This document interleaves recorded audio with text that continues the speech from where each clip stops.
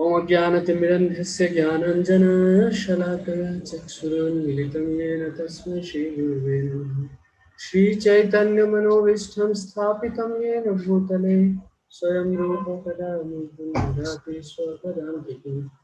वन्देऽहं श्रीगुरो श्रीयुतपदकमलं श्रीगुरुं वैष्णवांश्च श्रीरूपं साग्रजातं सहगण रघुनाथान्वितं तं सजीवं सावद्वैतं सावधूतं परिजनसहितं श्रीकृष्ण चैतन्य देवं श्रीराधा कृष्ण पादान् सहगण ललिता श्रीविशाखान्वितांश्च। हे कृष्ण करुणा सिंधु दीनबन्धो जगत्पते गोपेश गोपिकान्त राधाकान्त नमस्तुते। तप्त कांचन गौरांगी राधे वृंदावनेश्वरी वृषभानुसुते देवी प्रणमामि हरिप्रिये। वाञ्छाकल्पतरुभ्यश्च कृपा सिन्धुभ्यैव च पतितानां पावनेभ्यो वैष्णवेभ्यो नमो नमः। नमां विष्णुपादाय कृष्णपृष्ठाय भूतले श्रीमते भक्तिवेदान्तस्वामिनिति नामिने। नमस्ते सारस्वते देवे गौरवाणी प्रचारिणे निर्विशेष शून्यवादी पाश्चात्य देशतारिणे। जय श्री कृष्ण चैतन्य प्रभु नित्यानंद श्री अद्वैत गदाधर शिवासादि गौर भक्त वृंद। हरे कृष्ण कृष्ण कृष्ण हरे हरे हरे राम राम राम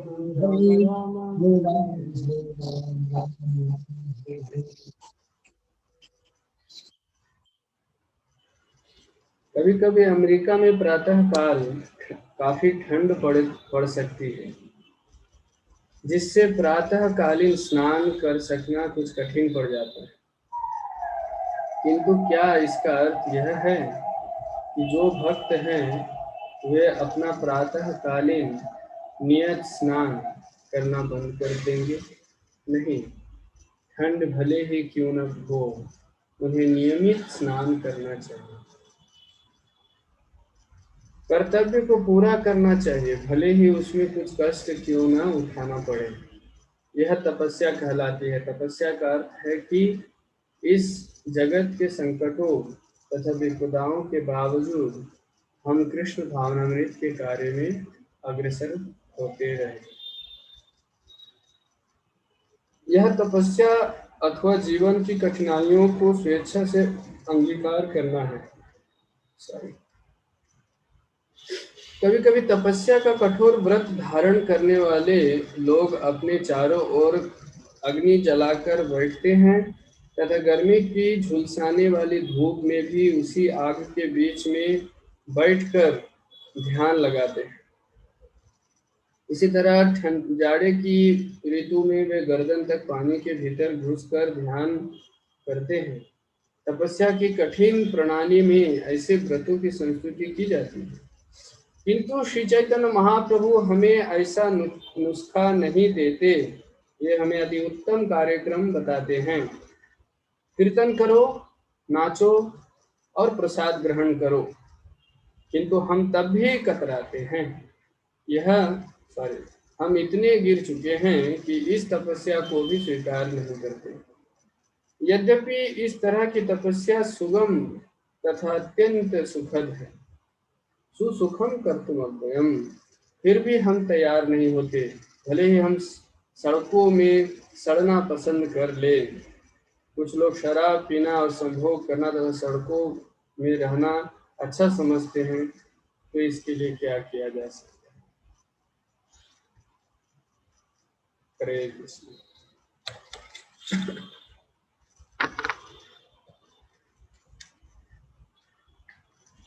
तो प्रभुपाद जी यहाँ पर तपस्या के बारे में बता रहे हैं।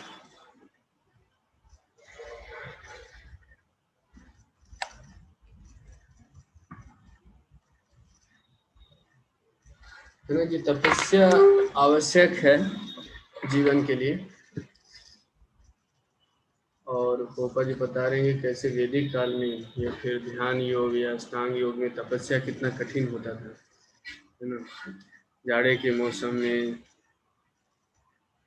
ज़्यादा जाड़ा ऐसे ही ज़्यादा है, लेकिन उसके बीच में और भी पानी के अंदर घुस करके ध्यान करते थे।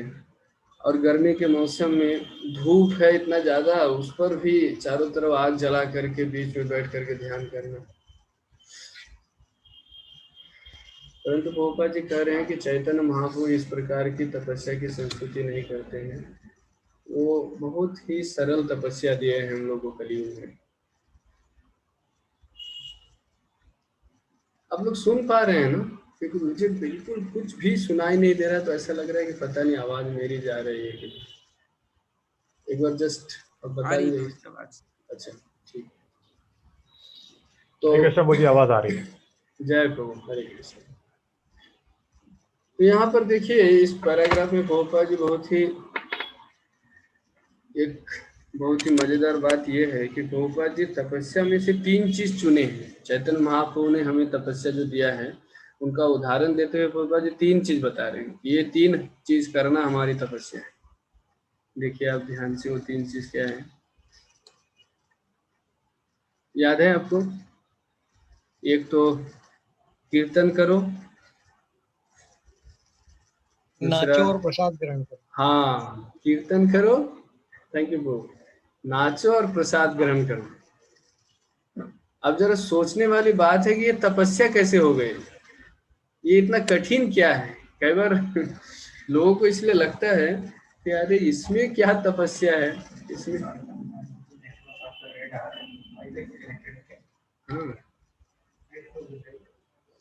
हाँ ठीक है, कोई बात नहीं। तो ये 3 कार्य को तपस्या कहा जा रहा है। आश्चर्य वाली बात, क्योंकि ये कार्य को करना बहुत सरल लग सकता है, लेकिन वास्तव में सरल नहीं है। इसीलिए प्रभुपाद जी क्या कह रहे हैं कि इसको भी, इस कार्य को करने के लिए भी हम कतराते हैं, किंतु हम तब भी कतराते हैं, मतलब इतना सरल है फिर भी हम कतराते हैं। क्यों कतराते हैं? कि ये सरल है सरल लोगों के लिए, लेकिन हमारे लिए, हमारे हृदय में जो इतना अनर्थ भरे हैं ना, हम जो बद्ध जीवन से अभ्यस्त हो गए हैं, इसलिए ये तपस्या, ये 3 कार्य भी बहुत कठिन लग रहे हैं। कीर्तन करना, देखिए कीर्तन करने को तपस्या बताया गया, मतलब भगवान के नाम का उच्चारण करना, जप करना, इनको तपस्या कहा गया। तो अब देखिए वास्तव में तपस्या है। हम जब 16 माला जप करते हैं तब हमें तब समझ में आता है कि कितना बड़ा तपस्या है ना? केवल उसको पूरा करना ही इतना बड़ा तपस्या है, लेकिन हमें ना केवल पूरा करना है, हमें ध्यान पूर्वक करना है, तो कितना बड़ा तपस्या है। और नाचना को तपस्या बताया। आप कोई ये शेयर कर सकते हैं कि नाचना को क्यों तपस्या बताया गया, उसमें क्या कठिन है, क्यों तपस्या है? नाचना तो एकदम कोई भी नाच सकते हैं, बड़ा ही एकदम आनंद पूर्ण कार्य है ये, इसमें क्या तपस्या है, क्यों तपस्या है?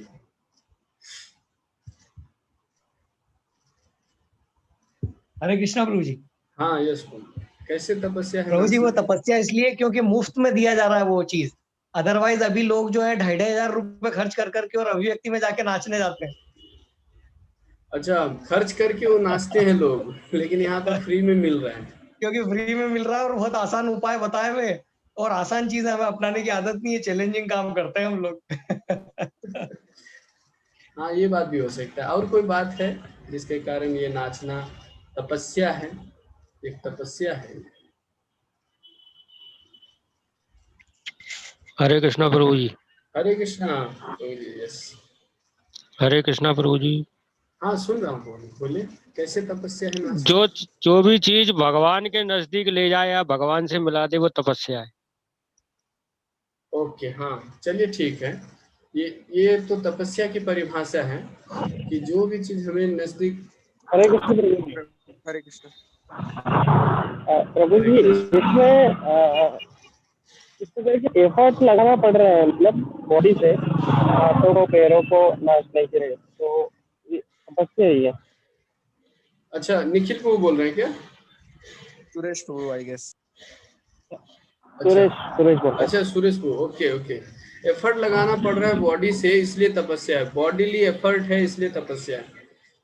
ओके प्रभु जी। ओके ठीक है। और कोई हाँ बात है क्या जिससे नाचना प्रभु तपस्या जी, हो इधर हम लोग अपने मतलब सेंस ग्रेटिफिकेशन के लिए डांस नहीं कर रहे, भगवान के प्लेजर के लिए डांस कर रहे हैं, तो इसलिए तपस्या का हम यूज कर रहे हैं। केवल आप अगर सोचेंगे कि नाच रहे हैं, केवल नाचना नहीं है वो भगवान की खुशी के लिए नाचना है। और ये बात जब अपने मन में रख करके हम नाचेंगे तब देखिए वही नाचना कितना बड़ा तपस्या है। अपनी खुशी के लिए तो सब लोग नाचते हैं। आप देखिए वो रास्ते के किनारे में कभी कभी बारात निकलते हुए दिखेंगे और लोग नाच रहे हैं बिंदास, वो तपस्या नहीं है। लेकिन कीर्तन में नाचना तपस्या है। तो ये बात सही है कि अगर हम उनका उद्देश्य ध्यान में रख करके वो कार्य करें तब आपको पता चलेगा कि हाँ ये तपस्या है, ये बहुत बड़ी तपस्या है। इसीलिए तो उसमें शुद्धिकरण होता है। भगवान के कीर्तन में अगर हम नाचेंगे हरिनाम में बहुत शुद्धिकरण होता है। क्यों शुद्धिकरण होता है? क्योंकि उसमें भगवान प्रसन्न होते हैं। भगवान को रिझाने के लिए, भगवान को मनोरंजन देने के लिए हम नाच रहे हैं, तो ये सेवा हो गई भगवान के प्रति, इसलिए तपस्या है। और अभी जो प्रभु जी बताया कि जो भी हम भगवान के लिए करते हैं वो तपस्या है। क्यों तपस्या? क्योंकि बद्ध जीवात्मा के लिए सच में वो तपस्या बन गया है, क्योंकि हम वो करना नहीं चाहते, हमारा मन उसमें लगता है ना, है ना। देखिए नाचना विशेष करके तपस्या क्यों है, एक और कारण ये है कि नाचने के लिए, कीर्तन में नाचने के लिए आपको अहंकार से लड़ना पड़ेगा, जोरदार लड़ना पड़ेगा आपको अहंकार से, नहीं तो आप नाच नहीं पाएंगे, है ना। अब देखिए आप किसी पब में, किसी ऑर्केस्ट्रा में, क्या बोलते हैं, जो भी फिल्मी गानों में नाचना, उसमें ज्यादा अहंकार से लड़ना नहीं पड़ता। उसमें तो आप नाचते हैं तो लोग तालियां बजाते वाह वाह करते हैं, लेकिन कीर्तन में करताल और मृदंग बज रहा है और साधारण कीर्तन कर रहे हैं भक्त लोग, और उसमें नाचना बहुत, अपना अहंकार को साइड में रखना पड़ेगा तभी आप नाच सकते हैं भगवान के कीर्तन में, है ना। एक बार एक प्रभुपाद जी की शिष्या माता जी, वो प्रभुपाद जी का व्यास पूजा के दिन ऑफरिंग दे रही थी, तो वो बता रही थी प्रभुपाद जी का गुणगान करते हुए, वो बोल रही थी कि हमारे लिए इतना आसान नहीं था, क्योंकि हम एक सम्मानित परिवार से आए हुए थे और ऐसा कभी हुआ ही नहीं था, हमारे लोग कभी कल्पना भी नहीं किए थे कि कीर्तन करते हुए सड़क पे लोग नाच सकते हैं, ऐसा हमारे उधर कभी कोई कल्पना ही नहीं किए थे। तो हमारे लिए बिल्कुल भी ये आसान नहीं था कि सड़क में जा करके एक लेडीज, एक लड़की सड़क में जा करके कीर्तन करते हुए नाच रहे हैं, बुक डिस्ट्रीब्यूशन कर रही है, बहुत ही मतलब अपमानजनक बात था हमारे रिश्तेदारों के लिए, हमारे दोस्तों के लिए, हमारे जितने भी हमारे रिलेटिव, जो लोग हमें जानते थे, उन सब के लिए एक बहुत बड़ा अपमानजनक बात था कि अरे ये लोग क्या कर रहे हैं। तो वो चीज आसान नहीं था तो सच में इसलिए नाचना जो है वो तपस्या। आप देखिए कोई प्रतिष्ठित आदमी है, प्रेस्टीज है, बहुत बड़ा पोस्ट पोजीशन में है, उनको लेके आइए कीर्तन में नचाइए, देखिए कितना मुश्किल है। अपने आप को अगर आप बहुत महत्वपूर्ण समझते हैं तो कीर्तन में नाचना मुश्किल हो जाएगा, लेकिन हम अपने आप को अगर भगवान का दास स्वीकार करते हैं तो कीर्तन में नाचना बहुत आसान हो जाएगा। इसलिए नाचना तपस्या है, और इसलिए नाचने का अवसर मिले ना तो हमको नाचना चाहिए, क्योंकि नाचने से हम अहंकार को जोरदार फाइट मारते हैं। नाचते समय जोरदार, उस लड़ाई में हम एकदम जीत रहे हैं, और वही तो लड़ाई चल रही है हमारे अहंकार के साथ। इस मिथ्या अहंकार को हम जोरदार एकदम फाइट मारते हैं। इसलिए कीर्तन में नाचने वाले भक्तों के चेहरे में आपको अलग ही प्रसन्नता दिखेगा, अलग ही प्रसन्न रहेंगे, दिखेंगे कि हाँ इन्होंने एकदम कमाल कर दिया, क्योंकि अहंकार हमारा कम हो जाता है और हम भगवान की तरफ अग्रसर होते हैं। अब देखेंगे दो भक्त के बीच में अगर कुछ मन मुटाव हुआ हो ना, हमेशा उनको सलाह दिया जाता है कि कीर्तन में नाचो, आप देखेंगे वो नाचते नाचते कब एक दूसरे का हाथ पकड़ के नाच रहे हैं उनको समझ में भी नहीं आता है। सब भूल जाते हैं वो कि हम दोनों के बीच में कल क्या हुआ था, सब भूल जाते हैं। और मन मुटाव हुआ क्यों? क्यों हुआ था मन मुटाव? मिथ्या अहंकार के कारण। जब देखिए, जब भी किसी भी व्यक्ति के साथ हमारा कुछ भी अनबन होता है, मिथ्या अहंकार का रोल होता है वहां पर। ये तो हमारे हृदय का अहंकार पनप जाता है, ये तो उनके हृदय का। किसी के भी हृदय के अहंकार पनपे, बस वहां पे समस्या हो जाता है। लेकिन जब हम हरिनाम में नाचते हैं ना, तो अहंकार कहाँ गायब हो जाता है, एक दूसरे को गले लगाने लग जाते हैं, हम भूल जाते हैं कि क्या हुआ था। एकदम स्पष्ट हो जाता है कि कीर्तन में नाचना कितना बड़ा ट्रीटमेंट है मिथ्या अहंकार के लिए। इसीलिए इनको पोपा जी तपस्या बता रहे हैं। देखिए, नाचना को तपस्या में लिख दे रहे हैं। तपस्या का बात करते हुए पोपा जी नाचना वर्ड डाल रहे हैं। तो कीर्तन करना, नाचना, और एक बात है प्रसाद ग्रहण करना। प्रसाद ग्रहण करना, देखिए अब आप बताइए कि प्रसाद ग्रहण करना कैसे तपस्या है, बताइए। अभी आ रही है प्रभु जी आवाज हाँ, बराबर? ये सभी स्पष्ट आ रहा है निमेश प्रभु, फिर से बताइए अब जो बताएं। हाँ, मैं बोल रहा प्रभु जी कि वही खाना जो भगवान को भोग लग सकता है, और जो भी खाना भगवान को भोग लगा के खाना। हाँ, ये है तपस्या। ये वास्तव में तपस्या, क्योंकि ये करना आसान नहीं है कि जो भी खाना है वो भोग लगा कर ही खाना है। इसलिए देखिए, कई बार आप देखेंगे प्रभुपाद जी ना ऐसा बहुत कम कहते हैं कि नॉनवेज छोड़ो, ऐसा कहते हैं प्रसाद पकड़ो। क्योंकि प्रसाद पकड़ेंगे ना तो नॉनवेज अपने आप छूट जाएगा। अगर कोई व्यक्ति ये व्रत ले ले कि हम जो भी खाएंगे भगवान को भोग लगा के खाएंगे, तो नॉनवेज लेने का प्रश्न ही नहीं उठता। अब किसी प्रकार का वो खाद्य पदार्थ वो लेगा ही नहीं जो भगवान को भोग लगाया नहीं जा सकता। तो केवल हम ये व्रत ले ले, अपने जीवन में ये संकल्प कर ले कि हम प्रसाद ही ग्रहण करेंगे, तो फिर हमारा जीवा कंट्रोल में आ जाएगा, हमारा उधर पेट कंट्रोल में आ जाए, फिर हमारे दूसरे इंद्रिया सब कंट्रोल में आ जाएंगे। बहुत बड़ा तपस्या है इसलिए। खास करके बाहर में देखिए, लोग खाने पीने का इतना जोरदार इंतजाम कर रहे हैं ना, इससे पता चलता है कि अब देखिए तपस्या सच में और ज्यादा अभी बढ़ गया है, क्योंकि अभी ऑप्शंस इतना निकाल रहे हैं। वही चीज को इधर उधर उलट पुलट करके एक कोई आइटम बना देते हैं, नाम लिख देते हैं और एक नया आइटम प्रस्तुत कर देते हैं। हमने देखा है शुरू में जितने भी भक्त बनते हैं ना, सबके लिए बहुत जोरदार तपस्या रहता है ये वाला प्रसाद ग्रहण करने। कितने सारे भक्त हमसे कहे कि प्रभु जी शुरू शुरू ना आपसे जुड़ने के बाद भी हम लोग छुप करके जाते थे और बाहर खाते थे। तो लोग ये स्वीकार किए हैं कि हाँ प्रभु जी ऐसा करते थे, लेकिन धीरे धीरे प्रसाद लेते लेते और भक्तों का संग करते करते और मतलब भगवान का नाम लेते लेते ये शुद्धिकरण हो गया। तो ये आसान नहीं है ना, सच में आसान नहीं है। क्योंकि देखिए ना, बाहर का इंतजाम इतना जोरदार है, हर मार्केट में आपको खाने पीने का दुकान मिलेगा। ऐसा हो ही नहीं सकता कि कोई खाने पीने का दुकान ना।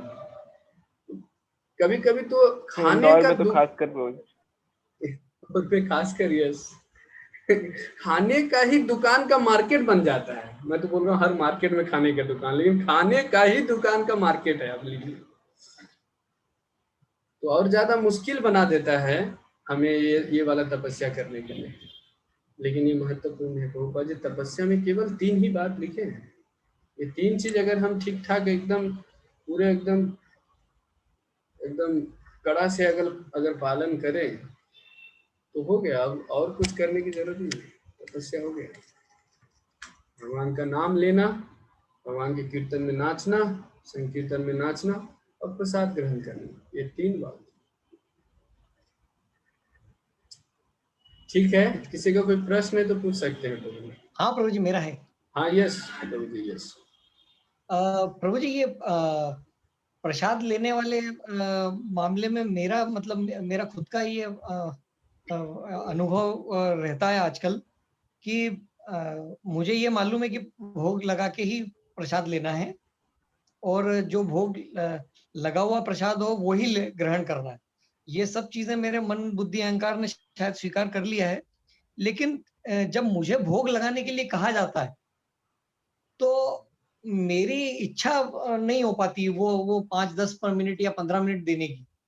मतलब मुझे लगाना पसंद है, भोग लगवाना पसंद है कि आप लगा दीजिए भोग, और भोग लगा के मैं सब कुछ करने के लिए तैयार हूँ, लेकिन मुझे लगाने के लिए बोला जाता है, तो मुझे एक अजीब-सी इरिटेशन होती है प्रभु जी। ये मतलब बहुत वैसे पूछ रहा हूँ आपसे खुल के कि क्योंकि यहाँ से मुझे अच्छे से जवाब मिल जाएगा अभी, कि मैं वो किस कारण से करता हूँ ऐसी हरकतें। मतलब कभी मैं बहुत अच्छे से लगा लेता हूँ भोग, लेकिन कभी-कभी मैं मतलब कभी नहीं, बहुत ज़्यादा समय वो रहता है कि मैं भोग खुद लगाना मेरे को जो है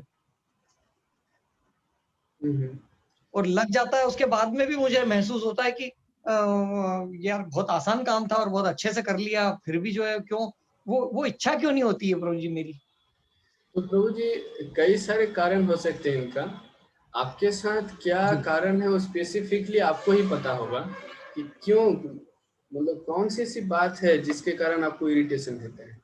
यह तो प्रसाद लेने में देरी हो जाएगी इसलिए इरिटेशन होता है। यह तो वो वाला जो एफर्ट है, वो वाला जो प्रयास है, ये भोग लगाने का जो जी। प्रयास है, वो प्रयास को हम अपने हाथ में, अपने उत्तरदायित्व में लेना नहीं चाहते। वो हो जाए अपने आप तो ठीक है। जैसे कि कई बार अब हम जब भक्त बनते हैं ना, तो अलग अलग प्रकार के रिश्तेदार और मित्र गण मिलते हैं, कर्मी मित्रगण, जो पहले के, जो भक्ति हुँ, में नहीं है लेकिन हुँ, हमारे साथ जुड़े हैं किसी न किसी रिश्ते से। तो कुछ रिश्ते एकदम अपोज करेंगे, कुछ हुँ। रिश्तेदार कहेंगे कि ये क्या करना शुरू कर दिया है आपने, और कुछ रिश्तेदार कहेंगे अरे वाह बहुत बढ़िया काम कर रहे हो तुम तो। जैसे मैं अभी घर गया था हुँ, कोरोना टाइम पे, जब घर में था, हुँ, तो मेरे एक भाई हैं, वो बहुत दिन के बाद मिले मुझसे। तो मैं रास्ते से जा रहा था गांव के बाहर, तो वो उधर से आ रहे थे और मुझे देख करके उन्होंने गाड़ी रोक दिया और बहुत बातें करने लगे। और मतलब 95% बातें सिर्फ यही कर रहे थे कि मैं जब भी तुम्हारे बारे में सोचता हूँ तो मुझे बहुत अच्छा लगता है, गर्व होता है कि तुम इतना अच्छे काम में लग गए हो, दिस एंड दैट। 95% ये चीज बोले। लेकिन जी बात। जब मैं उनके पास पहुंचा बात करते करते, तब मुझे रियलाइज हुआ कि वो नशा किए हुए थे, जोरदार।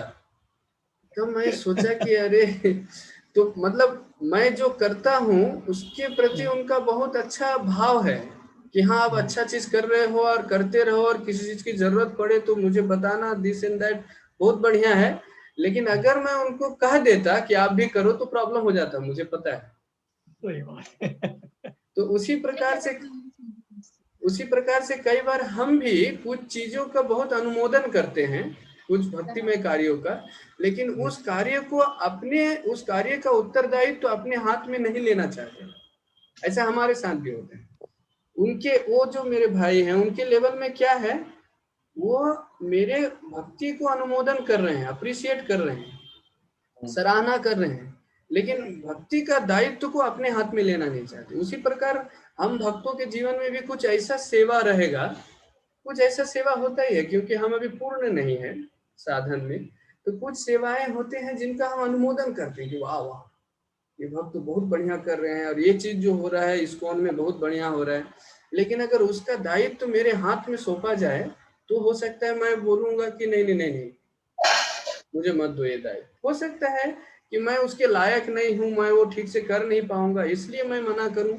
या फिर हो सकता है कि वो दायित्व जो है मेरे लिए बहुत बहुत मुश्किल है, मैं उस लेवल का नहीं हूँ कि उतना बड़ा दायित्व मैं ले सकूं। मेरा मन जो है वो स्वीकार नहीं करेगा। हाँ, 16 माला 4 नियम कभी कभी होता है ना, शुरू शुरू में हम लोग केवल नीडफुल करना चाहते हैं भक्ति में, केवल बता दो प्रभु जी क्या क्या करूं कि मेरा काम हो जाएगा बस। तो गोपा जी बोले ठीक है, 16 16+4 बस ये करो। तो ये इतना नीडफुल हमने समझ लिया कि हाँ इतना करना है बस, बात खत्म, तो उसको पकड़ लेते हैं। फिर धीरे धीरे लगता है कि अरे ये करना तो बहुत मुश्किल है भक्तों के संग के अलावा, भक्तों का संग नहीं करेंगे तो ये तो छूट जाएगा हाथ से ही। 16 सही फिर बात हम भक्तों का संग करना शुरू करते हैं। देखिए कैसे फंस जाते हैं हम। प्रभुपाद जी 16 में फंसाया हमको बढ़िया से। उनको पता है, इनको अगर बोलना है कि भक्तों का संग करो, शास्त्र पढ़ो, श्रवण करो, भगवान की पूजा करो और 16 भी करो, इतना सब अगर मैं बोला तो फिर भटक जाएंगे। इसलिए प्रभुपाद जी सीधा सीधा बोले 16 करो। और 16 करने के लिए आपको भक्तों का संग करना पड़ेगा। और भक्तों के संग में आप क्या करेंगे? यहाँ तो टीवी देखेंगे नहीं हम लोग बैठ करके, आपस में न्यूज़पेपर पढ़ेंगे नहीं, तो भक्तों के संग में हम क्या करेंगे? शास्त्र का अध्ययन करेंगे, चर्चा करेंगे। तो ये बात है कि कई बार क्या होता है, हमारी अलग अलग लेवल में ना अलग अलग प्रकार की रिस्पॉन्सिबिलिटी हम ग्रहण करते हैं, स्वीकार करते हैं। जैसे हम सबको ना इस्कॉन मायापुर का जो टीओबीपी मंदिर आ रहा है, वो देख करके हम सबको कितना खुशी हो रहा है ना। हर दिन जब से वो मंदिर बन रहा है, मैं तब से देख रहा हूँ शुरू से। तो शुरू से जैसे जैसे जब फाउंडेशन खोदना शुरू किया, उनका पूरा एकदम नींव एकदम पूरा तैयार हो रहा था, तब से इतना अच्छा लग रहा था। हम लोग सब सोच रहे थे कि अरे ये मंदिर हमारे जीवन काल में बनेगा कि नहीं बनेगा। कितने सारे भक्त लोग बोल रहे थे नहीं ये तो हम देख नहीं पाएंगे, अगले जन्म में अगर आएंगे तब देखेंगे। लेकिन अभी देखिए वो मंदिर जैसे जैसे आगे बढ़ रहा है, बन रहा है, अभी तो तैयार हो गया, तो हमको कितना खुशी मिल रहा है। लेकिन उसी मंदिर का अगर अध्यक्ष या फिर जो मंदिर देख रेख कर रहे हैं, जिनके हाथ में, वो अगर मुझे आके कहे कि माधव कुमार दास आपको ये रिस्पॉन्सिबिलिटी संभालनी है, तो मैं तो एकदम हक्का बक्का हो जाऊंगा। मैं बोलूंगा प्रभु जी मुझे होगा नहीं, आएगा ही नहीं, दिस एंड दैट, है ना। तो रिस्पॉन्सिबिलिटी स्वीकार करने की क्षमता या फिर रिस्पॉन्सिबिलिटी स्वीकार करने की जो भावना है, वो भी अलग अलग लेवल में है। जैसे जैसे हम उन्नत करते हैं भक्ति में, वैसे वैसे हमारी रिस्पॉन्सिबिलिटी लेने की क्षमता भी बढ़ती है। ये हो सकता है। तो स्पेसिफिकली ये मैं जनरल बोला, स्पेसिफिकली आपके साथ क्या है वो आपको एनालाइज करना पड़ेगा। नहीं, आपने पकड़ लिया सारी चीज, जितनी भी चीजें आपने बोली वो बहुत सारी चीजें। एक चीज मैं अपनी तरफ से बोल देता हूँ कि मैं शायद देखता हूँ तो खुश बहुत होता हूँ वो सब चीजें होते हुए देखने में, लेकिन करते वक्त शायद आलसी हूँ मैं इस मामले में कि मैं नहीं करना चाहता। वही कारण निकलेगा शायद। तो अगर ये कारण है भी तो भी हमें परेशान नहीं होना चाहिए, हमें देखकर खुश होना चाहिए। हाँ, मैं खुश तो होता हूँ, है ना। जैसे आप देखेंगे शुरू में ना, हम लोग सबके साथ ऐसा हुआ होगा, शुरू में जब हम भक्ति में आए, जब शुरू मंदिर जाने लगे, है ना, तब देखे होंगे आप मंदिर में जब आप आरती अटेंड किए होंगे, आरती अटेंड किए होंगे, भक्तों का नाचते हुए देखे होंगे, तो शुरू देख करके बहुत, देखिए मेरे साथ ये बहुत ही अच्छा अनुभव हुआ है, क्योंकि मैं मायापुर का मंदिर गया था बचपन से ही। तो मायापुर में जोरदार एकदम आरती और कीर्तन चलता था। अब मैं देख कर ही सिर्फ बाजू में खड़े होकर के, और मैं सोचता था कि वाह इतना सुंदर डांस कर रहे भक्त लोग। तो मैं अप्रिशिएट करता था। तब तक मुझे जो पहचानते थे वो मुझे खींच लिए, अब मुझे भी डांस कराने लगे। तो मैं तो खुशी खुशी एंटर कर लिया, मतलब बचपन में और अच्छा लगता था। तो शुरू में क्या होता है, दूसरे को देख के अच्छा लगता है, फिर धीरे धीरे वो जब अच्छा इतना बढ़ जाता है कि खुद करने लग जाते हैं। तो इसलिए वो जो आनंद है, उस आनंद में रोकिए मत, उस आनंद को रोकिए मत, तो धीरे धीरे फिर हम करने लगे। थैंक यू प्रभु जी। ओके प्रभु, हरे कृष्ण। आगे बढ़े। हरे कृष्णा प्रभु जी, कोटि दंडवत प्रणाम। दंडवत प्रणाम माता जी, हरे कृष्णा। प्रभु जी ये वाला पैराग्राफ पढ़ना है क्या? मैं पढ़ सकती हूँ क्या? हाँ बिल्कुल बिल्कुल, पढ़िए माता जी। यस, यही वाला शुरू करिए। कृष्ण भावनामृत आंदोलन सारी सुविधाएं प्रदान करता है जिससे लोग यहाँ आए, कीर्तन करें, नाचे, शांति से रहे, कृष्ण प्रसाद ले और सुखी बने, किंतु लोगों को यह स्वीकार्य नहीं है। इसी को दुर्भाग्य कहते हैं। इसलिए इस युग के लोगों का चित्रण करते हुए श्री चैतन्य महाप्रभु ने कहा है, मैं इतना अभागा हूँ कि हरे कृष्ण कीर्तन में मेरी कोई अनुरक्ति नहीं है।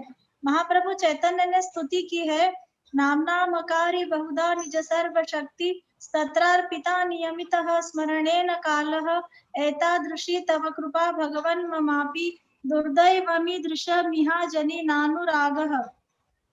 आगे पढ़ूं प्रभु जी? हाँ यस मतलब, और तो पैराग्राफ साथ में। विपदाएं आती है तो आए, ईश्वर के दिव्य पवित्र नाम कृष्ण में सारी शक्तियां हैं, ऐसा चैतन्य महाप्रभु ने कहा है। कृष्ण में असीम शक्तियां हैं और इसी तरह कृष्ण के नाम में भी अपार शक्तियां हैं। कृष्ण के हजारों नाम हैं जिनमें कृष्ण मुख्य है और इसके जपने के लिए कोई नियम या विधान नहीं है। ऐसा नहीं है कि इसे किसी विशेष समय पर ही जपा जाए, आप किसी भी समय इसका जाप कर सकते हैं। यही नहीं, कृष्ण का नाम स्वयं कृष्ण से अभिन्न है, अतः कृष्ण का पवित्र नाम कृष्ण ही है। हमें ऐसा नहीं सोचना चाहिए कि कृष्ण तो अपने धाम गोलोक वृंदावन में रह रहे हैं और उनका नाम उनसे भिन्न है। हाँ, भौतिक जगत में भौतिक विचारधारा के अनुसार नाम अपने को प्रदर्शित करने वाले तथ्य से भिन्न होता है, किंतु परम जगत में ऐसा कोई अंतर नहीं होता। नाम उतना ही शक्तिमान होता है जितना कि कृष्ण है। हमारे जीव है और यदि हम इसका उपयोग हरे कृष्ण कीर्तन करने के लिए करते हैं तो हम तुरंत ही कृष्ण के संपर्क में होते हैं, क्योंकि कृष्ण का नाम तथा व्यक्ति कृष्ण भिन्न नहीं है।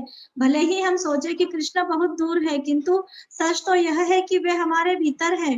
वे दूर होते हुए भी सबसे निकट हैं, किंतु इतने पर भी यदि हम सोचे कि कृष्ण तो बहुत दूर है, तब उनका नाम तो है ही। यदि हम हरे कृष्ण कीर्तन करें तो कृष्ण तुरंत सुलभ हो जाएंगे।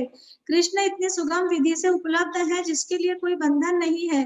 हम किसी भी समय कीर्तन जप कर सकते हैं और कृष्ण को तुरंत पा सकते हैं। देखिए ना कृष्ण कृपा को।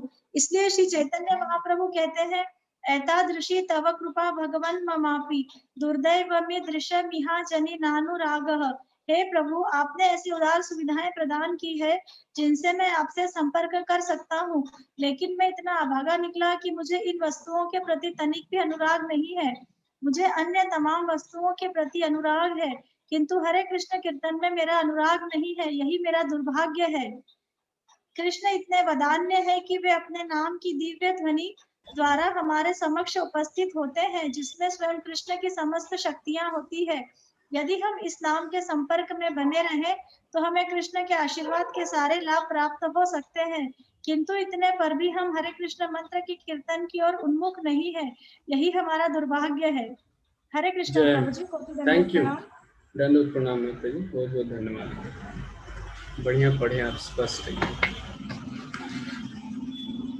तो यहाँ पर जो भी हम सुने अभी पोपा जी जो बता रहे हैं, मुख्य रूप से दो बात है,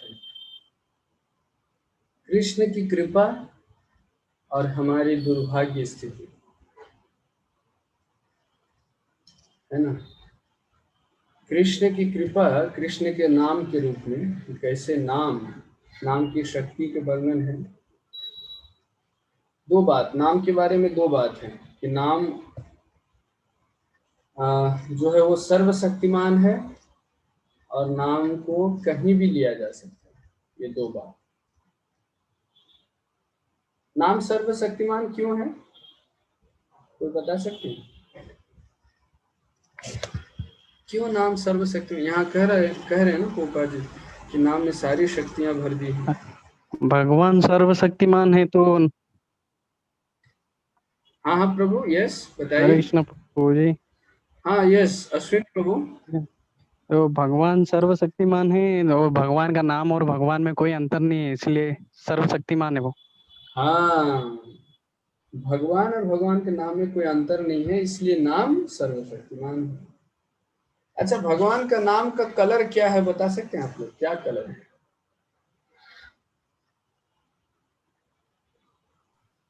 एक उटपटांग सवाल कर दिया उन्होंने। आप लोग सच सोच रहे होंगे शब्द ध्वनि का कोई कलर होता है क्या? प्रभु जी ग्रीन, प्रभु जी ग्रीन होगा। हरे हरे कृष्णा। हरे कृष्णा अखिल प्रभु, ग्रीन ऐसे? हाँ, हरे कृष्ण महामंत्र में हरे कई बार है। मजाक करो सर। Oh my God.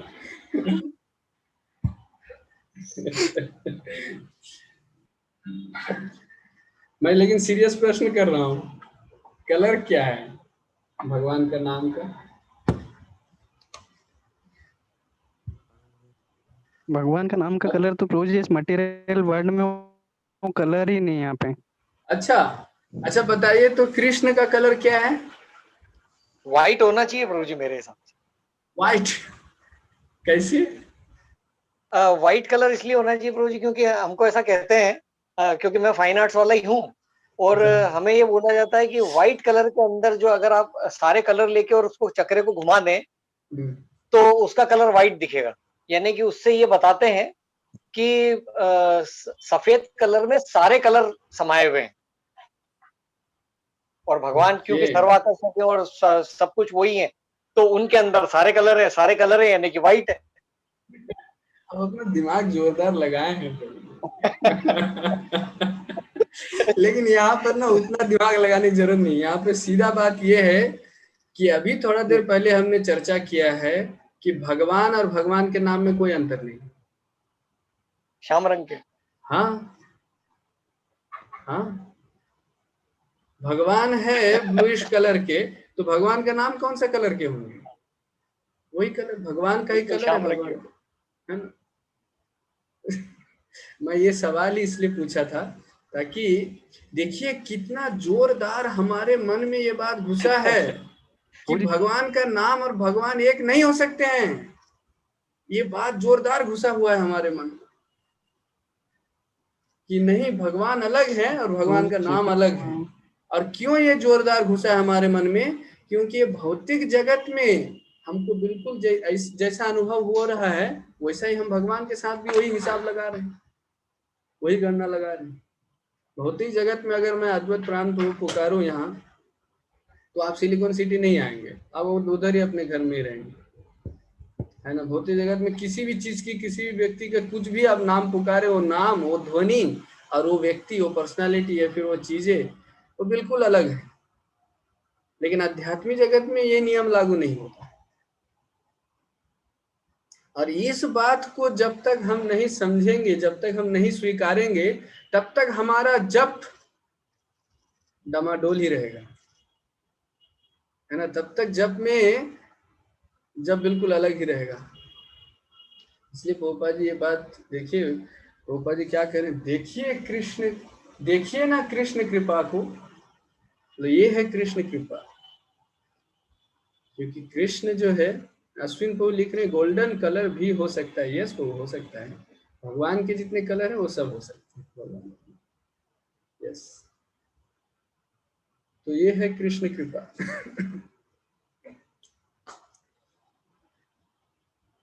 तो यहाँ पर क्या है, तो जब हम जप करते हैं ना, कई बार जप करने, अब थोड़ा सा जप पर चर्चा करते हैं। तो कई बार हम जप करते हैं ना, तो देखेंगे, कई बार आप दूसरे को देखे होंगे या फिर अपने आप को ऐसा करते हुए देखे होंगे कि हम जप करते हैं तो बहुत मेहनत कर रहे हैं, ऐसा लग रहा है कि ऐसा लग रहा है कि कोई चीज हमने खो दिया, उनको ढूंढ रहे हैं, ऐसा ऐसा हाव भाव से ऐसा लगता है कि बहुत मेहनत कर रहे हैं बेचारा, कुछ चीज पाने का प्रयास कर रहे हैं। लेकिन यहाँ पर कहा जा रहा है कि कृष्ण नाम कृष्ण ही है, तो हम क्यों पाने का प्रयास कर रहे हैं, कुछ ढूंढ क्यों रहे हैं? तो जप करने का अर्थ कुछ ढूंढना नहीं है, कुछ पाना नहीं है, कुछ हासिल करना नहीं है। जप करने का अर्थ है हमें उस चीज को स्वागत करना है अपने जीवन में जो ऑलरेडी मेरे पास है, नाम के रूप में। जब हम कहते हैं हरे कृष्ण कृष्ण कृष्ण हरे हरे, हरे राम राम राम हरे हरे, तब कृष्ण मेरे पास है। और जब कृष्ण मेरे पास है तो उनको तो वेलकम करना चाहिए मुझे। ऐसा नहीं कि कृष्ण को अब मैं ढूंढ रहा हूँ, नहीं, कृष्ण जब कह दिया, कृष्ण नाम में ही कृष्ण है, कृष्ण नाम ही कृष्ण है। जब कृष्ण मेरे पास है तब तो कृष्ण को स्वागत करना है, कृष्ण की सेवा करनी है, कृष्ण का संग का आनंद लेना है। देखिए इस भावना से जब कितना आनंददायक हो जाएगा, कितना सुखद हो जाएगा। इसलिए भगवान कहते हैं ना, सुसुखम कर तुम अव्यय। पिछले पैराग्राफ में गोपा जी कोट भी की, सुसुखम कर तुम अव्यय। लेकिन हम इसी को मुश्किल बना देते हैं। हमको लगता है कुछ हासिल करना है, कुछ पाना है, एकदम पूरा लगे हरी बिना हरे राम राम राम हरे राम राम राम हरे, ऐसा जब कर रहे हैं जैसा कि आप बहुत एकदम जान प्राण देकर के हम जो है इस 16 माला को बस पूरा करने में लगे।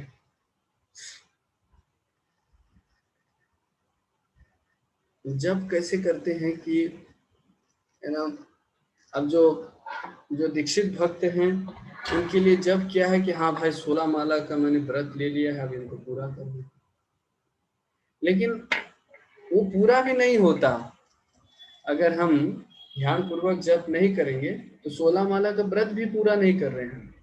क्योंकि 16 जब हम व्रत लिए हैं तब ये चीज का व्रत लिए हैं कि हम ध्यान पूर्वक जप करेंगे, हम सावधानी से जप करेंगे, इस बात की व्रत है। और अगर हम सावधानी नहीं बरत रहे हैं, ध्यान पूर्वक जप नहीं कर रहे हैं, लापरवाही कर रहे हैं, तो फिर हम अपना व्रत भी पूरा नहीं कर रहे हैं। इसलिए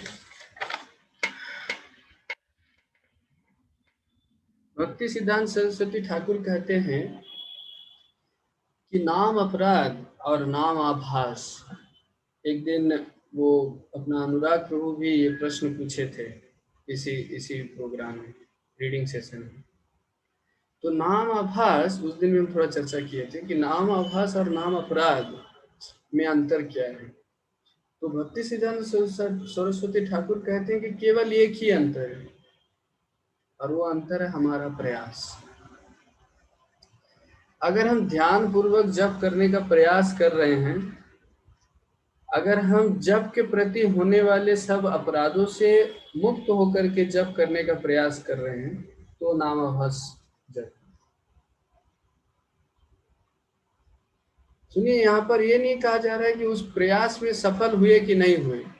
आप अगर उस प्रयास में सफल नहीं भी हुए हैं, अगर आप अपना पूरा प्रयास कर रहे हैं ध्यान पूर्वक जप करने के लिए और अपराध नहीं करने के लिए, तो आप नामाभास जप कर रहे हैं भक्ति सिद्धांत सरस्वती ठाकुर के अनुसार। इसलिए मुख्य बात है हमारा प्रयास, और सबसे बड़ा समस्या यही है कि हम प्रयास नहीं कर रहे हैं। हम कैसे जप कर रहे हैं? रोबोट जैसे। हम मतलब किसी तरह से माला को पूरा करना है, मतलब जैसे हमको जप करना, जब हम जप करना शुरू करते हैं ना, हम अपना हाथ माला झोली में डालते हैं, और जब ऑटोमेटिकली शुरू हो जाता है, और जब पूरा हो जाता है तब हमें पता चलता है कि अरे क्या बोल रहा था मैं, मतलब हम ध्यान था ही नहीं कि मैं बोल क्या रहा था उस पर। एक बार भी हरे कृष्ण महामंत्र सुने ही नहीं, और वो जप हो गया पूरा 16 माला। क्योंकि देखिए यहाँ पर एक बहुत ही महत्वपूर्ण शिक्षा है कि हम जो कार्य रोज करते हैं ना, वहां पर हम अपनी आदत बनाते हैं। जब जो कार्य हम रोज करते हैं वहां पर हमारी आदतें बनती हैं, तो वहां पर हो सकता है कुछ अच्छी आदत बन जाए, या हो सकता है कुछ गलत आदत बन जाए। आप सुन रहे हैं ना मुझे सभी? कोई रिस्पॉन्स नहीं आ रहा है तो? हाँ, यस प्रभु जी। अच्छा, ओके, थैंक यू अखिल को। हरे कृष्ण। तो जो कार्य हम रोज करते हैं वहां पर कुछ ना कुछ आदतें बन जाती हैं। तो जब भी हम रोज करते हैं, तो जप में भी हम जैसा जप करते हैं ना, उसी प्रकार का जप करने का आदत बन जाता है। देखिए, ये सब बातें मैं कर रहा हूँ मेरे खुद के शुद्धिकरण के लिए, मेरे खुद के फायदा के लिए।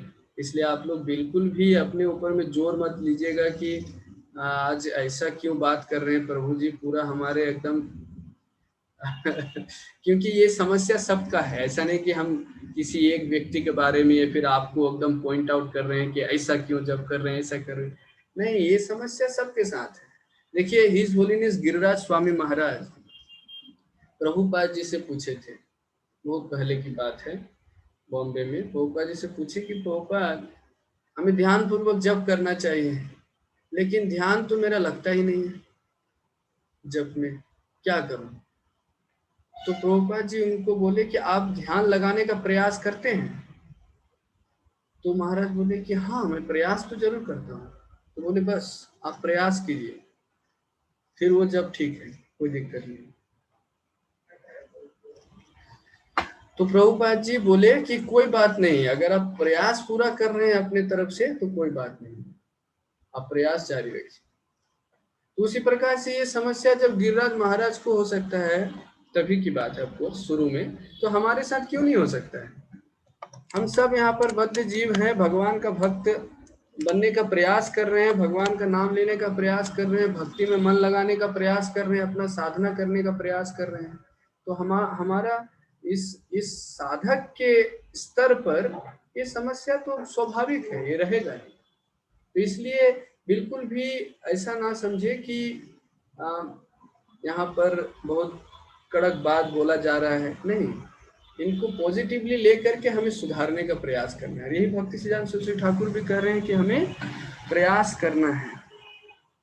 अगर हम प्रयास करेंगे तो कोई प्रॉब्लम नहीं होगी, लेकिन प्रॉब्लम यही सबसे बड़ा है कि हम प्रयास नहीं करते, है ना, ये सबसे बड़ा प्रॉब्लम है। जब के साथ हम प्रयास नहीं करते, आप देखेंगे कई बार हमें अपने आप पर अपने आप को थोड़ा सा जानना पड़ेगा, अपने मन को, अपनी भावनाओं को, अपने साइकोफिजिकल नेचर को, अपने आप को जानना पड़ेगा कि हम क्यों प्रयास नहीं करते। अब देखिए, दूसरे सब कार्य के लिए हम प्रयास करते हैं, लेकिन इसी कार्य के लिए प्रयास नहीं करते। आप देखिए, प्रभुपाद जी कह रहे हैं यही सबसे महत्वपूर्ण कार्य है। जीव गोस्वामी कह रहे हैं कि कृष्ण प्रेम, भगवत प्रेम को प्राप्त करने का सर्वोत्तम साधन है भगवान का नाम। स्पष्ट रूप से कहते हैं सर्वोत्तम साधन भगवान का नाम, और वो नाम हमें सरल रूप से हमको प्राप्त है, बहुत ही सुगम विधि से हमें मिला है, और हम प्रयास नहीं कर रहे हैं। तो प्रयास क्यों नहीं कर रहे हैं, कोई बता सकते हैं? हरे कृष्णा प्रभु जी। हाँ, हरे कृष्णा। मेरा जो मैं जो कह रहा हूँ, जो प्रश्न पूछ रहा हूँ, उनको आप समझ गए ना कि हम, ये बात स्पष्ट है ना कि कैसे हम प्रयास नहीं कर रहे हैं। क्योंकि आप देखिए, प्रयास करने का अर्थ ये है कि हम मन लगाने का मतलब ध्यान लगाने का प्रयास करेंगे, प्रयत्न करेंगे कि हाँ भाई मेरा मन लगे। लेकिन हम देखिए रोबोट की तरह सिर्फ माला को पूरा करने में ध्यान होता है। अब कैसे पता चलेगा कि हम प्रयास कर रहे हैं नहीं कर रहे हैं? देखिए, जैसे आपका 16 माला हो जाता है, या फिर जितना माला आप सोचे कि आज 25 करूंगा, तो 25 करने के बाद आपको कैसा अनुभव होता है? क्या आपको ये लगता है कि अरे वाह हो गया काम पूरा, अब मैं रख देता हूँ माला को और दूसरे काम में लग जाता हूँ? ये फिर आपको ऐसा लगता है कि अरे 25 ही क्यों, 26 करता हूँ, 27 करता हूँ, 28 करता हूँ, और भी करता हूँ। तो ये दोनों में कौन सी बात आती है मन में? जैसे 16 माला करते हैं, तो 16 माला करने के बाद आपको एकदम बहुत रिलीफ अनुभव होता है, एकदम राहत मिलता है, कि आपको ऐसा लगता है कि और थोड़ा कर लेता हूँ, अभी तो समय है ही मेरे पास, थोड़ा और जब कर ले। तो अगर राहत मिलता है, इसका अर्थ ये हुआ कि हम किसी तरह से पूरा करने का प्रयास कर रहे हैं, है ना। कई बार आप देखेंगे कि जैसे ही जितने भक्त लोग यहाँ पर जप कर रहे हैं, खास करके जो लोग 16 माला जप कर रहे हैं नियमित रूप से, उन लोगों को पता होगा कि हमारे साधना में, हमारे प्रयास में रोज जो हम ये पूरा करने का ये दायित्व लिए हैं, ये व्रत को पूरा करने में रोज देखेंगे जैसे हम जब शुरू करते हैं ना, अंदर से एक आवाज आता है ना। आप लोगों को आता होगा कि नहीं पता नहीं, मुझे तो आता है। अंदर से एक आवाज आता है, जैसी माला झोली हम हाथ में लेते हैं, एक आवाज आता है कि अरे नहीं, अब शुरू करना पड़ेगा, 16 माला अब पूरा हो गया, ऐसा आवाज आता है रोज। और जैसे ही वो 16 माला पूरा हो जाता है, उसके बाद ये आवाज आता है कि अरे हो गया, खत्म हो गया। तो इससे पता चलता है कि हम प्रयास नहीं कर रहे हैं ध्यान लगाने का। हम ये नहीं समझ रहे हैं कि भगवान जो है वो मतलब अपने नाम रूप में मेरे समक्ष उपस्थित है, मुझे अपना संग दे रहे हैं, इस पर हमारा ध्यान नहीं। तो क्या कारण है कि हम प्रयास नहीं करते? क्या कारण हो सकता है? ऐसा नहीं कि आपके साथ होगा ही कोई कारण, हो सकता है आप प्रयास कर रहे होंगे, मन लगाकर जब भी कर रहे होंगे। अभी मैं देख रहा हूँ जब भी जपाथन आता है, मैराथन आता है, जपा मैराथन, उसमें कितने सारे भक्त लोग इतना माला जप करते हैं, 64 माला, 90 माला, 80 माला, कभी कभी 100 पार कर जाता है। तो बहुत सुंदर है, तो बहुत बढ़िया है। इससे पता चलता है कि भक्तों का प्रयास कर रहे हैं, मन लग रहा है भक्ति में, माला करने में मन लग रहा है, बहुत अच्छा है, बहुत सुंदर है। आप सब भक्तों को बहुत धन्यवाद है। लेकिन अगर आपका आप प्रयास नहीं कर पा रहे हैं ध्यान पूर्वक जप करने का, तो क्या कारण हो सकता है, वो बता सकते हैं?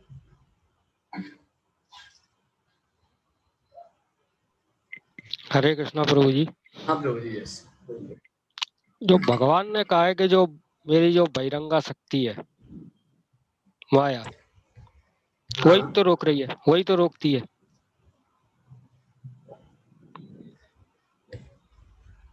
अरे वाह, क्या आप बात कहें प्रभु जी, तब तो हमारा कोई गलती नहीं है, ये तो माया ने हमको यहाँ पर रोक करके रखा है भगवान का भक्ति करने में।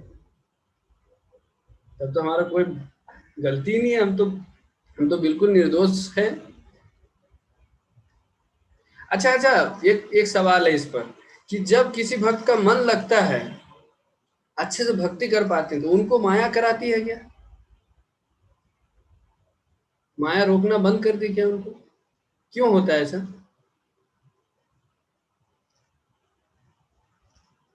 अखिल को लिख रहे हैं, may be due to our attachment towards distractions. हाँ, ये भी कारण हो सकता है कि हमारी जो आसक्ति है भगवान के नाम से ज्यादा महत्वपूर्ण चीज हमने बना लिया है कृत्रिम रूप से अपने जीवन में, या फिर कुछ चीजें को हमने ज्यादा महत्वपूर्ण समझ लिया है भगवान के नाम से, इसीलिए तो भगवान के नाम में रुचि नहीं आ रहा है। इसलिए तो नाम लेते समय याद आता है काम के बारे में, क्या काम करना है दिन में। सुबह सुबह बैठे हम नाम लेने के लिए, लेकिन दिन भर जो काम करने हैं वो मन में आ रहे हैं, है ना। हम सोच रहे हैं, अब माला कर रहे होंगे और घर में बातें कर रहे हैं, अरे आज ये करना है, वो करना है, फोन देख रहे हैं, उनको फोन करना है ना, काम आपके मन में चल रहा है कि कौन कौन से काम बाकी और करने हैं। क्योंकि हमें लगता है कि भगवान के नाम से ज्यादा महत्वपूर्ण चीज कुछ है और उसके प्रति हम आसक्ति बना रहे हैं। ये भी बढ़िया बात।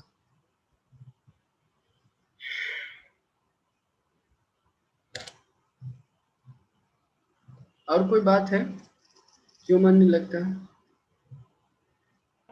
ऑफेंसेस प्रभु जी, हाँ, 10 ऑफेंसेस हैं वो, वैष्णव के प्रति अपराध। वैष्णव अपराध एक ऐसा अपराध है ना जिसके कारण मन नहीं लग सकता है, मन नहीं लग सकता, मतलब आप प्रयास नहीं करेंगे, फिर प्रयास करने की इच्छा ही चली जाती है, फिर भक्ति से भगवान से दूर जाने लगते हैं। लेकिन अगर दूसरे अपराध हो रहे हैं ना, नाम के प्रति अगर अपराध हो रहे हैं, तो भी हम प्रयास कर सकते हैं। लेकिन क्योंकि नाम के प्रति अपराध हो तो आप कहाँ जाएंगे? इसलिए शास्त्र में और आचार्यगण हमें सुझाव देते हैं, अरे आप नाम के प्रति अपराध कर रहे हैं ना, तो और नाम करिए, नाम ही नाम के प्रति अपराध को मुक्त कर देंगे, है ना। मैंने कुछ कारण इनका लिखा हुआ है यहाँ पर कि क्यों हम प्रयास नहीं करते। मैं ये नहीं कह रहा हूँ कि क्यों ध्यान पूर्वक जप नहीं करते हैं, मैं ये कह रहा हूँ कि क्यों ध्यान पूर्वक जप करने का प्रयास नहीं करते हैं। एक कारण है कि हमें कुछ अंतर ही महसूस नहीं होता, हमें लगता है अरे इतना मेहनत करके क्या फायदा है, 16 माला ही ना करना है, ध्यान पूर्वक करेंगे तो बहुत मेहनत लगेगा, ये तो पेनफुल एक्टिविटीज है, मन को कंट्रोल करना पड़ेगा अगर आप ध्यान पूर्वक जप करेंगे तो। और मन को कंट्रोल करना एक बहुत परिश्रम वाली बात है, बहुत कड़ा परिश्रम करना पड़ेगा उसके लिए, तो उस परिश्रम को करने के लिए हम कतराते हैं। ये कारण है कि भाई ऐसे ही तो 16 माला हो ही जा रहा है, 16 माला ना करना है, हम कर लेंगे, ध्यान पूर्वक करेंगे तो बहुत बड़ी बात हो जाएगी, फिर तो हमको सोचना नहीं है कि इधर उधर ध्यान गया तो वापस लाना है मन को, ये सब इंस्ट्रक्शन फॉलो करना बहुत कठिन हो जाता है।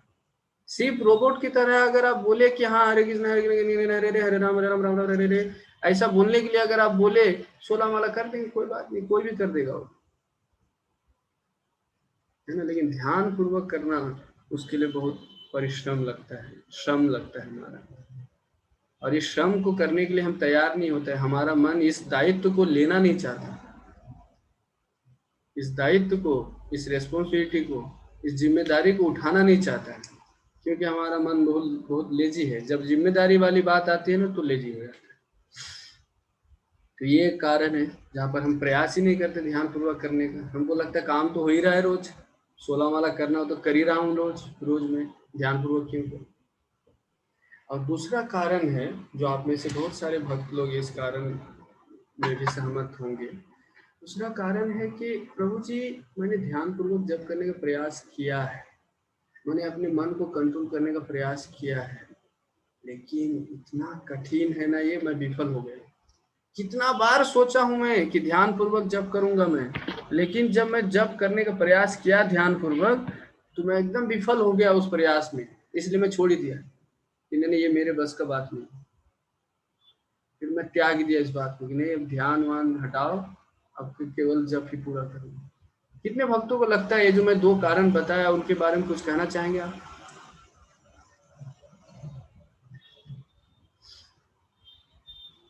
हरे कृष्ण। एकदम सही बात है बोली, मतलब कि हम लोग को मतलब कोशिश तो हर साधक का ये ट्राई करता है, क्योंकि इतना सुनते हैं हम इसके बारे में कि कितना इम्पोर्टेंट है ये। सारे लेक्चर्स में ये टॉपिक तो आता ही है, अटेंटिव चैंटिंग, तो सब कोशिश तो करते हैं। लेकिन ये जो पॉइंट आप बोल रहे थे कि जब जब एंडेवर में हम अपने फेल हो जाते हैं तो फिर कभी कभी गिव अप करने लगते हैं कि छोड़ दो यार, नहीं होगा लगता है। और एक परिश्रम है ना। ये तो लेजीनेस के कारण हम गिव अप कर देते हैं, ये तो फेलियर के कारण। Repeatedly we have failed to be attentive while chanting, और इस कारण से हम प्रयास ही नहीं करते। अब बहुत हो गया, हमसे होगा ही नहीं, इसलिए हम छोड़ देते हैं, बस किसी तरह पार कर देते हैं। कोई काम करते करते, अभी मैं एक भक्त सुन रहे, एक भक्त बता रहे थे कि जब से मैं भक्त बना हूं मेरा बायां हाथ बहुत शक्तिशाली हो गया है, मेरा बायां हाथ में एक अद्भुत शक्ति आ गया है, मैं बहुत सारे काम केवल बायां हाथ से कर लेता हूँ। समझे आप लोग? चैंटिंग के टाइम में लेफ्ट हैंड से सारे काम। हाँ, चैंटिंग के टाइम में लेफ्ट हैंड ज्यादा एक्टिव हो जाता है। हम बायां हाथ से टीवी का रिमोट चलाते हैं और दायां हाथ से जप करते हैं। हम बायां हाथ से कुकिंग करते हैं, सब्जी में थोड़ा क्या कलछुल चला देते हैं, बायां हाथ से बहुत सारे कार्य करते हैं। अरे मैं ये विशेष करके इंदौर में मैंने ये चीज देखा है, मैं बदनाम नहीं कर रहा हूँ इंदौर का, सभी भक्त महान है, लेकिन बहुत बार मैंने ये अनुभव किया है। ये बॉम्बे में ज्यादा नहीं देखते थे, लेकिन इंदौर में बहुत बार देखा हूं मैं ये बात कि 2 जप करते हुए भक्त आपस में गप कैसे करते हैं। आप लोग भी ध्यान दिए होंगे, 2 जप करते हुए भक्त आपस में गप कैसे करते हैं। कैसे करते हैं कि जब एक व्यक्ति बोलेगा ना तो सामने वाला व्यक्ति जप करेगा, और जब वो बोलेगा तो ये वाला व्यक्ति गप करेगा, ये जप करेगा। समझ गया आप लोग? मतलब अगर सामने वाला व्यक्ति अरे प्रभु जी हरे कृष्णा आप कैसे हैं, तभी वो जप कर रहा है हरे कृष्णा हरे कृष्णा। जैसे वो पूछे आप कैसे हैं प्रभु जी, कैसा चल रहा है, फिर ये बोलेगा हाँ प्रभु जी मजे में एकदम बढ़िया चल रहा है, फिर तभी वो जप करेगा हरे कृष्णा कृष्णा कृष्णा हरे हरे हरे राम राम राम राम। फिर ये पूछेगा आप कैसे हैं प्रभु जी, तब वो अपना जप बंद करके बोला अरे प्रभु जी ठीक है हरे कृष्णा कृष्णा कृष्णा हरे हरे हरे राम राम राम। तो ये सब क्यों हो रहा है? क्योंकि हम रिपीटेडली फेल हो गए हैं, या फिर हम ये जो परिश्रम लग रहा है, मन में जो जोर लग रहा है ध्यान लगाने में, उस जोर को डालने में हम तैयार नहीं होते हैं लेजीनेस के कारण। लेकिन प्रभुपाद जी देखिए आज के जो चर्चा में प्रभुपाद जी बोल रहे हैं कि यही तपस्या है, इस चीज को करना ही तपस्या है। अभी जो हम बात कर रहे थे प्रयास का, कि नाम अपराध स्टेज से नामाभास स्टेज तक कैसे पहुंचा जाए, ये दोनों में क्या अंतर है? नाम अपराध जप में मतलब हम प्रयास ही नहीं कर रहे हैं अपराध से मुक्त होने का, नामाभास का अर्थ क्या है कि हम प्रयास पूरा डाल रहे हैं अपने अपराध से मुक्त होने का, ध्यान पूर्वक जप करने के। तो जब तक हम ये प्रयास डालेंगे नहीं सचेत होकर के, तब तक हम नामाभास स्टेज में नहीं पहुंच सकते, तब तक नाम अपराध जब ही चलता रहेगा।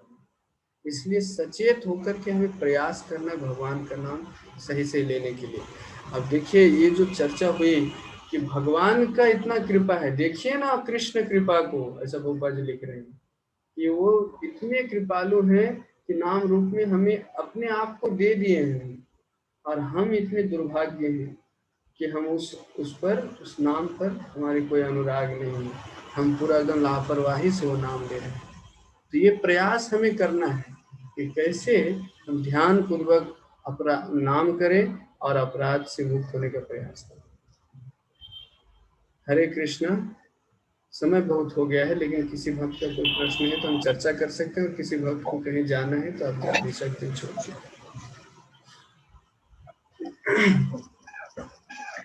यस, किसी प्रभु जी, हाँ प्रभु। जैसे वो अभी डिस्कस कर रहे थे हम लोग, आपने दो रीजंस बताए। लाइक तो ये बोला कि कंटिन्यूअस एंडेवर्स के बाद जो फेलियर आ रहा है उसके चलते हम लोग डिमोटिवेट हो जाते हैं। तो कैसे मतलब फिर से हाउ टू रीस्टार्ट, फिर से कैसे कोशिश करें, क्योंकि इतने बार हो गया है कि वैसे इतना डिफिकल्ट टास्क है, और इतने बार हो गया है कि मतलब बहुत ज़्यादा मोटिवेशन की जरूरत पड़ती है कि फिर से वो चीज़ करने की। इसीलिए देखिए भक्ति सिद्धांत सरस्वती ठाकुर कहते हैं कि बस यही एनालाइज करना है कि आप अपना प्रयास पूरा कर रहे हैं कि नहीं। प्रयास पूरा करने का अर्थ है कि रिपीटेडली भी अगर हम फेल हो रहे हैं फिर भी हम प्रयास अपना पूरा डाल रहे हैं, मतलब मन भटक रहा है, ध्यान पूर्वक नहीं करने का अर्थ क्या है कि हमारा मन जो है माला में नहीं है, कहीं और। देखिए बद्ध अवस्था में ना भगवान का भूलने का शक्ति इतना जोरदार है हमारे ऊपर। एक होता है भगवत स्मरण का शक्ति, और एक होता है भगवत को भूलने का शक्ति। तो भूलने का शक्ति इतना जोरदार है कि भगवान का नाम लेते समय भी हम भगवान को याद नहीं करते। देखिए कितना जोरदार शक्ति है हमारे अंदर। तो सलाह क्या दिया जाता है कि जैसे ही नाम से मन हटता है, कहीं भी जाए हो, कितना भी दूर जाए, कितना भी किसी विचार में घुस जाए, जैसे ही हमें पता चलता है कि मैं भटक गया हूं, मेरा मन भटक गया है, उसी समय मन को वापस हम लाए जप में। यही हमारा प्रयास होना चाहिए, यही करना है हमें। अब प्रॉब्लम क्या होता है कि जैसे ही मन दूर चला जाता है किसी और चीज में, नाम के अलावा किसी और चीज में, तो हम उनको जाने देते हैं। हमें पता भी चलता है कि हम चले गए हैं, मेरा मन चला गया है कहीं और, फिर भी हम, जैसे अखिल वो बता रहे थे कि हम अटैच्ड हो जाते हैं अपने डिस्ट्रैक्शन से। वही बात है यहाँ पर कि हम इतना आसक्त हो जाते हैं उस विचार से कि हम जाने देते हैं, हम किसी प्रकार का प्रयास नहीं करते हैं उनको वापस लाने के लिए। लेकिन हमारा प्रयास क्या होना चाहिए कि अब तो पता चल गया कि हाँ मैं चला गया हूँ कहीं, फिर वापस लाना है ना। कई बार आज ही मैं जैसे अब रोज सुबह मैं बस ये एक बार सोचता हूँ जप करने से पहले कि मुझे ध्यान पूर्वक जप करना है, आज मुझे प्रयास करना है, ऐसा सोचता हूँ। और इस प्रकार से सोच करके बैठता हूँ। शुरू ऐसा सोच के करता हूँ, बाद में क्या होता है तो आप सबको पता है। तो आज मैं जैसे सोच रहा था, मैं देखा सोचते सोचते मैंने जब शुरू, अभी सोच ही रहा हूँ और मैंने जब शुरू कर दिया है, और जब कुछ मणि मैंने जब करके हो गया है मुझे, लेकिन मैं उसी सोच में डूबा हूँ और कहीं और चला गया। बोला वाह कितना पावरफुल है मन, कि बस मैं ये सोच से शुरू किया माला में हाथ डालना कि मुझे ध्यान पूर्वक जप करना है आज, और माला में हाथ अपने आप चलने लग गया, मुंह भी चलने लग गया, और मुझे पता ही नहीं चला कि माला शुरू कर दिया मैंने। मतलब कितना एक्सपर्ट हो गया हूं मैं भगवान को भूल करके भगवान का नाम लेने में। ये बात है कि देखिए भगवान हम आपको याद ही नहीं करेंगे, लेकिन आपका नाम हो जाएगा, आप चिंता मत करो, 16 माला पूरा कर देंगे, इतना एक्सपर्ट। तो ये लग गई है गलत आदत, वो जो मैं आदत की बात कर रहा हूँ, ये गलत आदत लग गई है रोज रोज इस प्रकार का जप कर करके। इस आदत को हमें सुधारना है कि नहीं, अब अचेत होकर के नाम जप करने का आदत लग गया है, सचेत होकर के नाम जप करना है, अब ये सही आदत है।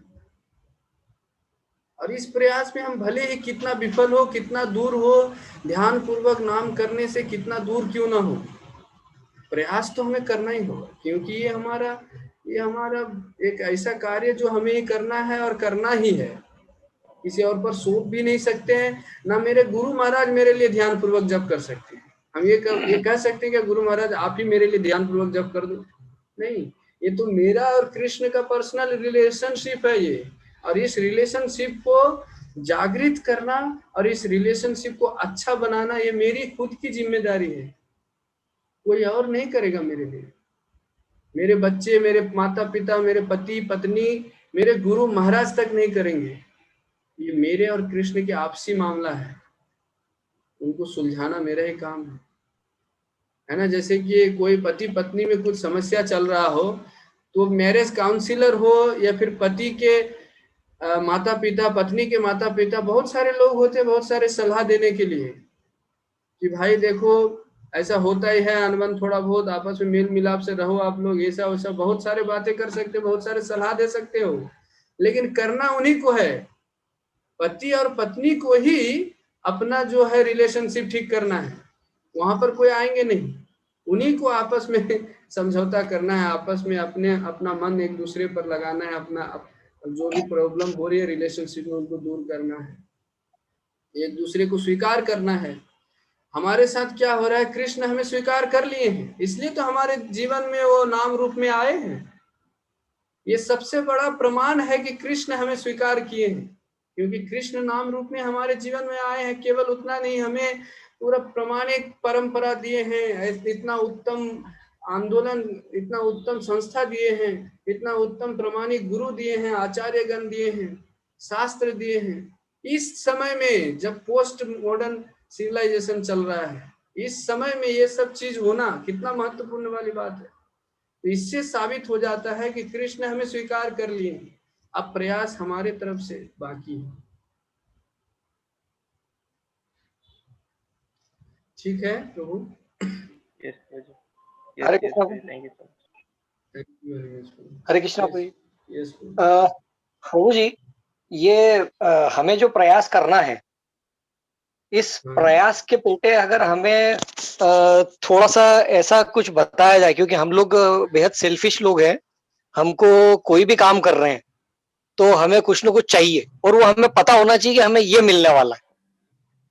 तो इधर जप के बारे में ये कहा जाता है कि ये भगवान की प्रसन्नता के लिए किया जाता है। अभी तक तो मेरे को यही समझ में आ रहा है कि ये चीज जो है भगवान की प्रसन्नता के लिए, और ये हमको मानने के लिए मना किया जाता है कि आप भगवान की प्रसन्नता के लिए कर रहे हैं तो भगवान आपके लिए सोच लेंगे जो भी अच्छा आपके लिए, जो उचित होगा, जो ठीक चीज होगी।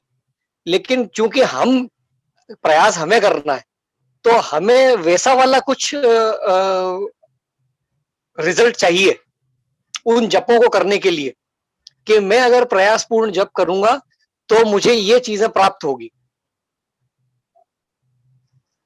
देखिए अद्वैत प्राण को ये चीज, ये आप जो भी मन में रखेंगे ना, जो भी, अगर आप भौतिक चीजों की बात कर रहे हैं तो मेरा आंसर ये है कि इसमें थोड़ा सा रिस्क है, थोड़ा सा रिस्क ये है।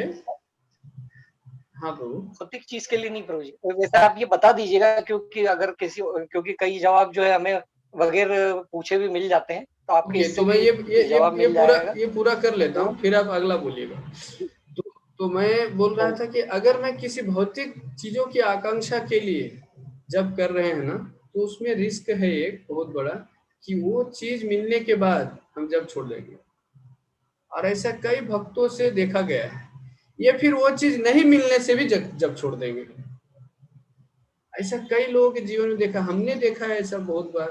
अभी अखिल को कुछ दिन पहले मुझे बता रहे थे कि एक भक्त थे जिन्होंने इतना सुंदर भक्ति शुरू किया था, हमारे एक यूथ थे कुछ साल पहले, शुरू इतना अच्छा भक्ति कर रहे थे, लेकिन उनका जीवन का लक्ष्य एक ही चीज था, IIT में प्रवेश करना। उस लड़के के जीवन का लक्ष्य ये था, और वो IIT में प्रवेश नहीं हो पाए, उसके बाद से वो मिले ही नहीं, कहीं दिखे भी नहीं, गायब ही हो गए। तो देखिए ये इतना बड़ा रिस्क है कि जब हम भगवान और मेरे बीच का जो संबंध है, उस संबंध से ज्यादा महत्वपूर्ण अगर हम किसी भी चीज को दे देना तो बहुत बड़ा रिस्क बन जाता है।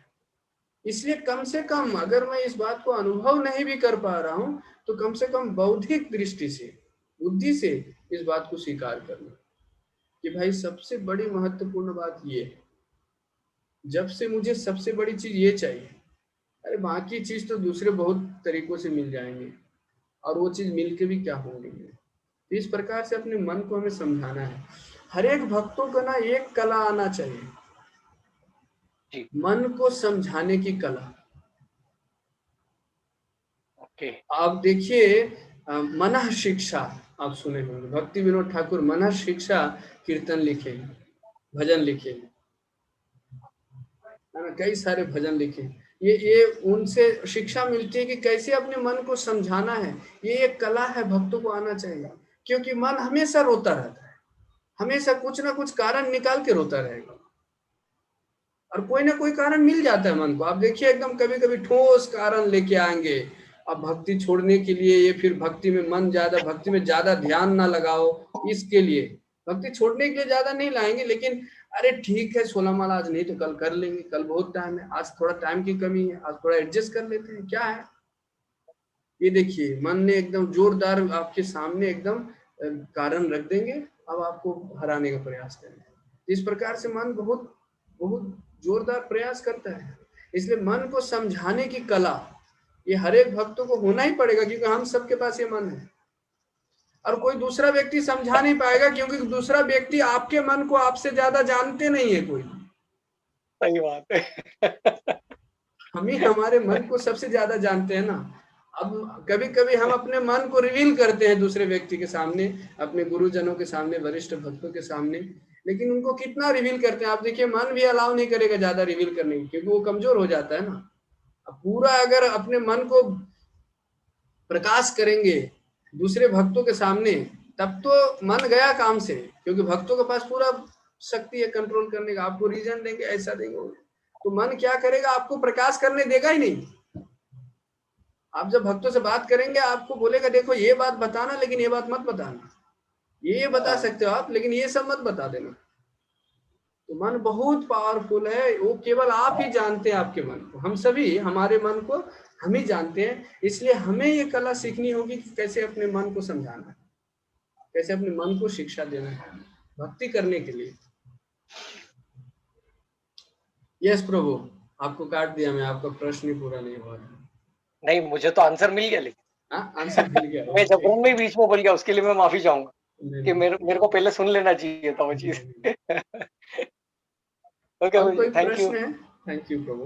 और कोई प्रश्न है किन्हीं का? समय कितनी? तो आधा घंटा लेट हो गए।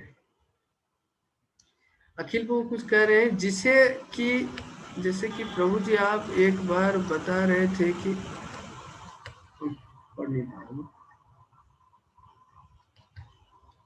जैसे कि प्रभु जी आप एक बार बता रहे थे कि सम लॉ ऑफ कॉन्शियसनेस, जिनका कॉन्शियसनेस को नीचे जाने दे तो वो उतना नीचे जाएगा, तो वैसे ही शायद टाइपिंग मिस्टेक हो गया, सॉरी।